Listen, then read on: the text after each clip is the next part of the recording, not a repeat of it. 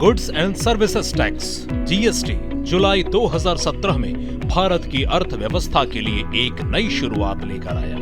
यह देश का सबसे बड़ा कर सुधार था, जिसने केंद्र और राज्यों के जटिल कर ढांचे को हटाकर वन नेशन वन टैक्स के तहत एकीकृत किया।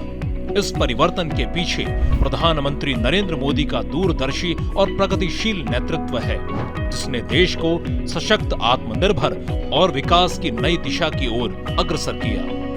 पीएम मोदी का उद्देश्य केवल करों को सरल बनाना नहीं था, बल्कि भारत की आर्थिक क्षमता को खोलना था। उनकी सरकार ने संरचनात्मक सुधारों को लागू किया, जो विकास को बढ़ावा देने, पारदर्शिता सुनिश्चित करने और छोटे व्यापारियों, स्टार्टअप्स और एमएसएमईज के लिए कारोबार आसान बनाने की दिशा में थे। जीएसटी ने राजस्व के मामले में भी नई ऊंचाइयां छुई। 8 वर्षों में कर संग्रह बढ़कर 7.19 लाख करोड़ रुपए से 22.08 लाख करोड़ रुपए तक पहुंच गया, जो भारत की आर्थिक प्रगति और बेहतर अनुपालन का प्रतीक है। 2025 में जीएसटी 2.0 लागू हुआ।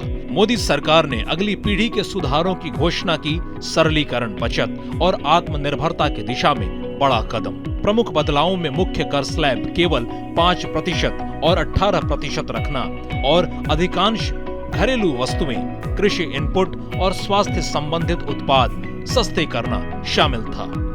ये सुधार हर वर्ग, किसान, युवा, एमएसएमईज और मध्यम वर्ग को सशक्त बनाने वाले रहे हैं। देश भर के दुकानदार पुराने और नए जीएसटी दरों की तुलना वाले बोर्ड लगाकर सीधे ग्राहकों को लाभ पहुंचा रहे हैं। पीएम मोदी ने आश्वासन दिया कि जीएसटी सुधार लगातार जारी रहेंगे।